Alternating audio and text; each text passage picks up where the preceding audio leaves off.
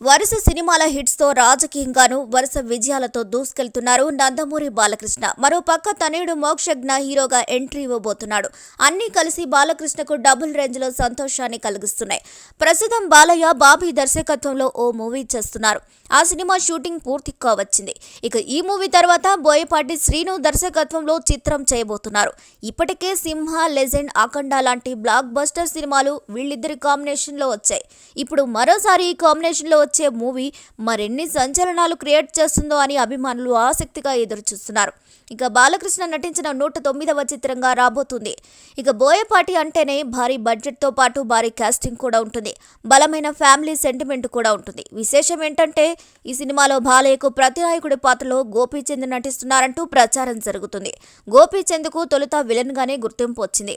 అయితే ఆ తరువాత హీరోగా మారి వరుస విజయాలను అందుకున్నారు. ఈ మూవీకి విశ్వం అనే టైటిల్ ప్రచారంలో ఉంది.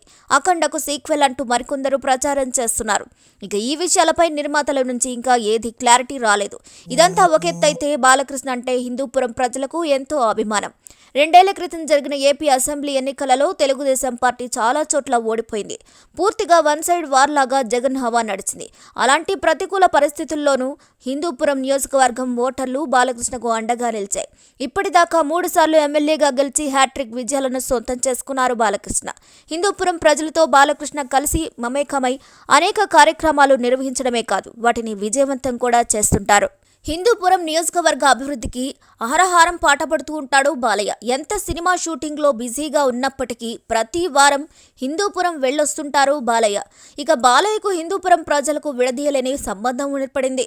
అంతలా క్రేజ్ తెచ్చుకున్నారు బాలయ్య బాబు. అలాంటిది ఇప్పుడు బాలయ్యకు వ్యతిరేకంగా రైతులు ఆందోళన కార్యక్రమాలు చేపట్టడం గమనార్థం. అయితే ప్రస్తుతం హిందూపురమే కాదు, రాష్ట్ర వ్యాప్తంగా ఈ విషయంపై చర్చించుకుంటున్నారు జనం. అసలు ఇంతకీ హిందూపురంలో ఈ పరిస్థితికి దారితీసిన అంశం ఏంటంటే తమ భూములు, పొలాలు కొంతమంది టీడీపీ నేతలు ఆక్రమించుకుంటున్నారని పోలీసులకు ఫిర్యాదు చేసినా పట్టించుకోవడం లేదని బాధితులంతా కలిసి కబ్జాదారులకు వ్యతిరేకంగా ఆందోళన కార్యక్రమాలు చేపట్టారు. ఓ రైతుకు చెందిన 2 కోట్ల భవనాన్ని అధికారులు కూల్చేశారు. స్వయంగా టీడీపీ నేతలే ఇలా కబ్జాలకు పాల్పడుతుంటే ఎవరికి తమ గోడు చెప్పుకోవాలంటూ రైతులు రోడ్డెక్కారు.